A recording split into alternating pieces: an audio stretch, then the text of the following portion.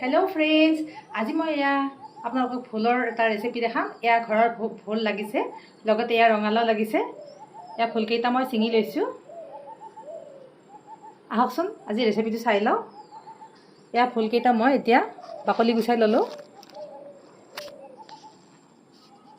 घरर भोल खाबले बर स्वाद, खार नथका। एतिया এইখিনি मैं 3 পিস কৰি লৈছো, ডাঙৰ ডাঙৰ কৰি লৈছো, কাৰণ এখন তৰকাৰী বনাম, ভাজি নবনাও।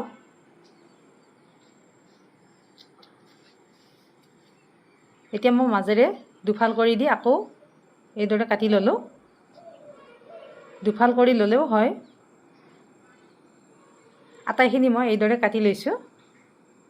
এইখিনি ইনগ্ৰেডিয়েন্ট লৈ লৈছো মই। ইয়া ফুল কাটি লোৱা, ধনিয়া পাত, ধনিয়া গোটা, গোটা জিৰা আৰু ইয়া লৈছো ৰান্ধনি, 2 পিস মাছ, আদা, কেঁচা জলকীয়া, নহৰু আৰু পিঁয়াজ।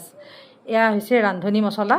ৰান্ধনি মছলা তৰকাৰীত দিলে খুবেই ভাল লাগে, মাছতে হওক বা মাংসতে হওক। দোকানত কিনিবলৈ গ'লে কিন্তু দোকানীয়ে আজৱাইনটোকে দিয়ে। এইটো হৈছে আজৱাইন। আজৱাইনটো নিদিব আপোনালোকে। আজৱাইনটো অলপ ষ্ট্ৰং ফ্লেভাৰ, এইটো খাবলৈ ভাল নালাগে।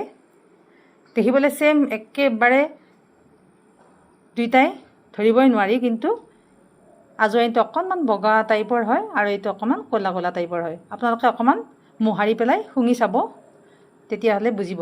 এতিয়া কেৰাহী গৰম হ'বলৈ দি মই আটাইখিনিৰে এচামুচ এচামুচকৈ দি লৈছোঁ। এইখিনি অকণমান ভাজি লৈছোঁ। আৰু পিহনাত পিহি লোৱা মছলাৰ তৰকাৰীখন খাবলৈ খুবেই ভাল লাগে। এইখিনি মই এতিয়া পিহনাত পিহি ল'ম। আপোনালোকেও এবাৰ এইদৰে খাবলৈ চেষ্টা কৰিব। আৰু ভাজি ল'লে এয়া পটাপট হৈ যায়। অকণমান পানী দি লৈছোঁ মই।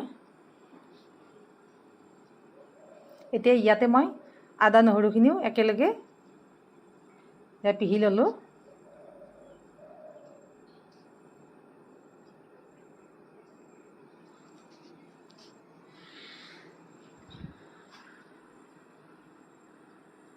এয়া ৰেডি। এতিয়া মই পটাখনত ধুই মেলি পানীখিনি লৈ ল'ম।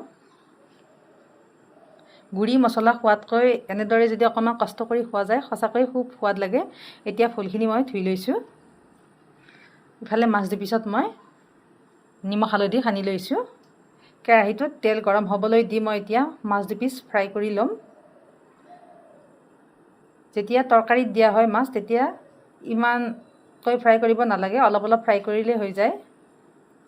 যদি বেছিকৈ ফ্ৰাই কৰা হয় তেতিয়া সোৱাদটো নষ্ট হৈ যায়। এয়া হৈ গ'ল। সেম তেলত মই এতিয়া পিঁয়াজ দি ল'লোঁ। পিঁয়াজখিনি মই অকণমান ভাজি লৈছোঁ। এতিয়া ইয়াতে পিহি ৰখা মছলাখিনি দি দিছোঁ। এইখিনি অকণমান ভাজি লৈছোঁ মই। এতিয়া ইয়াতে জলকীয়া গুড়ি আৰু নিমখ দিলোঁ। এইখিনি অকণমান সময় ভাজি লৈ মই এতিয়া ইয়াতে 2টা কেঁচা জলকীয়া দিছোঁ আৰু লগতে ফুলখিনিও দি লৈছোঁ। এতিয়া ইয়াতে মই হালধি দিলোঁ। দি এতিয়া গেছটো ল' টু মিডিয়ামত ৰাখি এইখিনি ভালদৰে সিজিবলৈ দিম। ঢাকনি লগাই লগাই মই এইখিনি ভালকৈ সিজাই ল'ম। ভোলৰ যিটো পানী আছে সেইটো একেবাৰে নাইকিয়া কৰি ল'ম।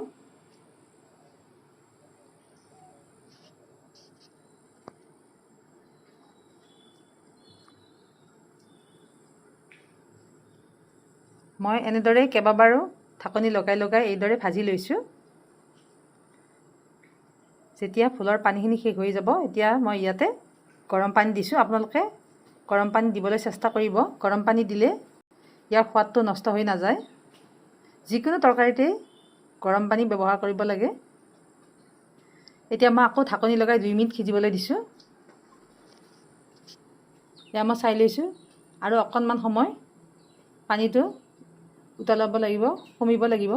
এতিয়া মই শেষত ধনিয়া পাতখিনি দিছোঁ। এয়া ৰেডি। এতিয়া মই এটা বাটিত আটাইখিনি উলিয়াই ল'লোঁ। সঁচাকৈ যদি আজি ভিডিঅ'টো ভাল লাগিছে, এটা লাইক কৰিব, লগতে মোৰ চেনেলটো ছাবস্ক্ৰাইব কৰিব।